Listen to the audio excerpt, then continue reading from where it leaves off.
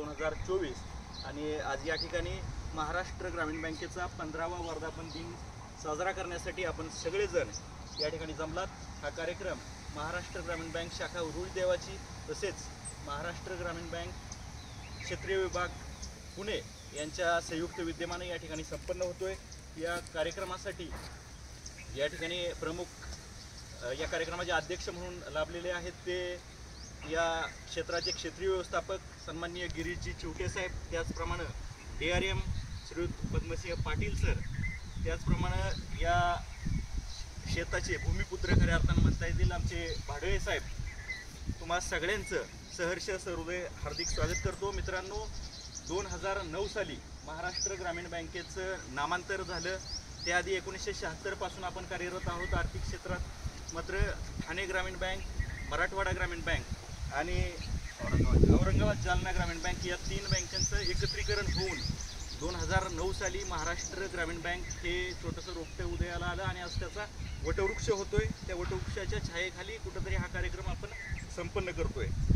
तर त्याच पद्धतीने एक छोटीशी गोष्ट आहे कावळा आणि चिमणीची। एक जंगल होतं, त्या जंगलात कावळा आणि चिमणी असतात आणि एके दिवशी आग लागते। आग लागल्यानंतर चिमणी काय करत असते, तिच्या चोचीनं शेजारी एक तळं असते, त्यातलं पाणी आणून टाकत असते आणि आग विझवण्याचा प्रयत्न करत असते। तिथं उपस्थित असलेला कावळा हे बघून त्याला आश्चर्य वाटतं आणि थोडंसं कुत्सित भावनेनं तो हसतो बघून की तुझ्या एवढ्याशा पाण्यानं काय होणार आहे, आग विझणार कशी। तर त्यावरती चिमणीनं उत्तर दिलेलं खूप अतिशय मार्मिक असं उत्तर दिलं चिमणीनं की ती म्हणाली की ज्या वेळेस या जंगलाचा इतिहास लिहिला जाईल त्यावेळेस चिमणीचं नाव हे आग विझवणाऱ्यांच्या यादीमध्ये असेल, तर कावळ्याचं नाव हे कुत्सितपणे हसणाऱ्यांमध्ये असेल। त्याचप्रमाणे हे वृक्षारोपण पर्यावरणाच्या संबंधी आपण एक अतिशय छोटासा उपक्रम या ठिकाणी घेतोय। उद्या ज्यावेळेस ह्या समस्त विश्वाचा इतिहास लिहिला जाईल त्यावेळेस महाराष्ट्र ग्रामीण बँकेचं नाव आदरानं घेतलं जाईल की वृक्षारोपणासारखं पर्यावरणाला हातभार लावणारं कार्य आपण करतोय, यासाठी आपलं नाव घेतलं जाईल। तर तुम्ही सगळेजण या ठिकाणी आलात, तुम्हा सगळ्यांचं शाखेच्या वतीनं मी सहर्ष स्वागत करतो आणि आपण आता वृक्षारोपणाला सुरुवात करू। धन्यवाद। मी 2 मिनिटं बोलतो। सर्वप्रथम आज वर्धापन दिनानिमित्त सर्वांना हार्दिक शुभेच्छा व हार्दिक अभिनंदन। आपण सर्वजण आज इथे ज्या कार्यक्रमासाठी जमलो, वास्तविक त्याचा जो मूळ संकल्पना होती ती मागच्या महिन्यामध्ये 5 जून रोजी आपण सुरू केली होती। 5 जून रोजी आपण महाग्रामीण नवचेतना संवाद यात्रेच्या निमित्ताने, जागतिक पर्यावरण दिनाच्या निमित्ताने आपण ती यात्रा सुरू केली होती। साधारण 10 दिवस वेगवेगळ्या जिल्ह्यातून मार्गक्रमण करत आपण ती यात्रा शेवटी नांदेड या ठिकाणी आपण ती यात्रेचा समारोप केला।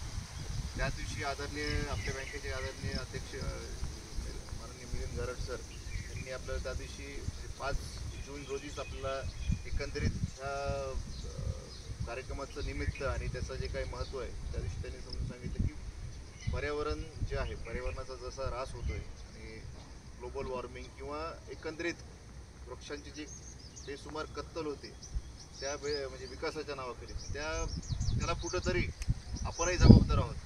तर एकीकडे जर कत्तल होत असेल तर आपली एक सामाजिक बांधिलकी किंवा सामाजिक जबाबदारी आहे की ह्याचं कुठंतरी परत संगोपन व्हायला पाहिजे, वृक्षांचं संगोपन व्हायला पाहिजे। आज आपण जे बघतोय की पावसाचं काही नियमितता राहिलेलं नाही, कुठे पाऊस पडतोय, कुठं पाऊस पडत नाही आहे। ज्या ठिकाणी अत्यंत चांगला पाऊस होत होता कधी काळी, त्या ठिकाणी आता दुष्काळी परिस्थिती निर्माण झाली। ज्या ठिकाणी पावसाची गरज नाही आहे अशा ठिकाणी नको तितका पाऊस पडतो।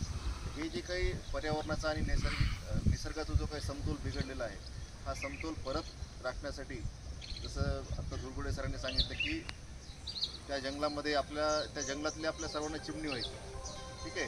आपलं हे छोटंसं योगदान निश्चितच हे काही पर्यावरणाला लगेच बदलणारं नाही आहे, पण आपण सर्वांनी जर अशीच एक जबाबदारी घेऊन थोडं का होईना हा जर संदेश समाजापर्यंत पोहोचवला आणि एक सामाजिक बांधिलकी जपणारी बँक म्हणून आपण जर इथं आपलं नाव जर नावारूपाला आणलं किंवा आपण इथं जर आपली ओळख निर्माण केली तर ते निश्चितच आपल्यासाठी चांगलं राहणार आहे। कारण काय, महाराष्ट्र ग्रामीण बँकेचं एकंदरीत जर तुम्ही कार्यक्षेत्र बघितलं जवळपास आपल्या 80 ते 85% शाखा ज्या आहेत त्या ग्रामीण भागामध्ये आहेत आणि ग्रामीण भागाचा जो मूळ जो कणा आहे तो शेती आहे।